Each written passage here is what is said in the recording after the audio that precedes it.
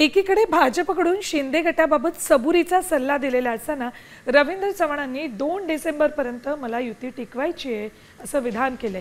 चव्हाणांच्या विधानानं एकच खळबळ उडाली। सध्या स्थानिक स्वराज्य संस्थांच्या निवडणुकीत भाजप विरुद्ध शिंदे सेना असा संघर्ष पाहायला मिळतोय।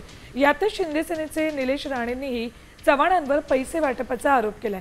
राणेंचेही आरोप रवींद्र चव्हाणांनी फेटाळले, तर युतीबाबत श्रीकांत शिंदेंनी प्रतिक्रिया दिली। पुढे युती टिकवायची आहे का असं त्यांनाच विचारा असं श्रीकांत शिंदे म्हणाले।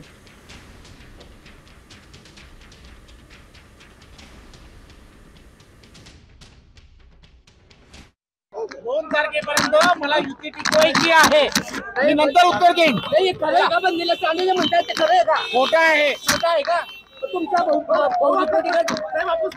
आपलं 2 डिसेंबर पर्यंत युती टिकवायची रवींद्र चव्हाण म्हणाले।